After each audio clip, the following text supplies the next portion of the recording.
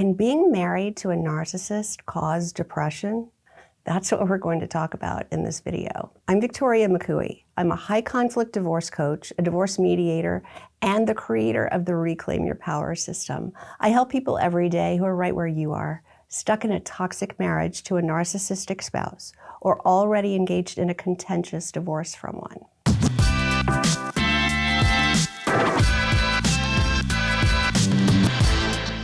All right, so is your marriage to a narcissist causing your depression? Well, the answer is probably yes. It's been determined that narcissistic abuse can actually rewire your brain. So your marriage to a narcissistic spouse can actually determine your mental health and your mental well-being. And conversely, if you have a healthy marriage to a regularly wired spouse, a mature, collaborative, supportive partner, then your chances at good mental health skyrocket. But just think about it, a toxic marriage, when you are on the receiving end of these types of abuse day in and day out, year in and year out, maybe decades over decades, of course, your brain is going to start wiring differently. It makes perfect sense that when you do these things over and over, the neural pathways are going to change over time. And here's the kicker. Even if you remove yourself from this toxic relationship, it doesn't just go away like that, right? These pathways have now formed.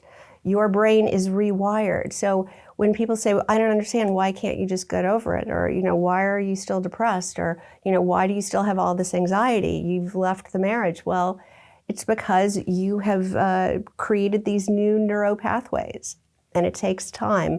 Not as much time as it took to get to this place, not the decades maybe that you spent married, but it does take time to heal and to do the work and to get the therapy or the support you need to change back into a normal kind of wiring so that you can improve your mental health over time. So are you wondering, what are these behaviors? Like, what is narcissistic abuse? What should I be on the lookout for? Well, the most common one that everybody knows about is gaslighting. That means they're telling you that your version of reality is untrue.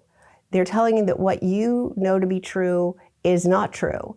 It's turning your world upside down.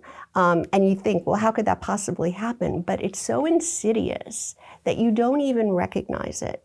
And it happens constantly. And over time, you start doubting yourself. You start questioning your own reality. You start wondering if you are crazy. Another tactic to be on the lookout for is called projection.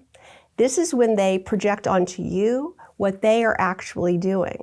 So they'll tell you that you are lying to them, or that you are having an affair, or that you're the one who's being abusive, that you're the narcissist. So they project onto you what they are actually doing. Again, this causes you to question your own reality. You start believing whatever the narcissist tells you, and you start wondering if it's you. I can't tell you how many people come to me and say, I think I might be the narcissist, because they've heard it so many times. Another tactic is they like to play the victim.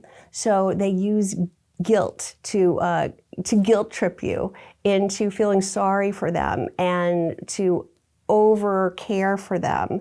And this again makes you feel like you're the bad guy, that everything's your fault. It's another way of changing your perspective from seeing what's really true. And finally, there's love bombing. So just when you think you start to understand what's going on, they can sense that you're starting to put the pieces together. You're starting to get a clearer vision of what's happening here. That's when the love bombing will start. They want to distract you from figuring this out, right? So they will start telling you how you're wonderful, you're fabulous, you're the best thing in the world. They could never live without you. And this distracts you from thinking things are bad. And temporarily, they get really, really good. And you think that this is now your new reality, that everything's going to be fine. But it's a cycle, and it repeats.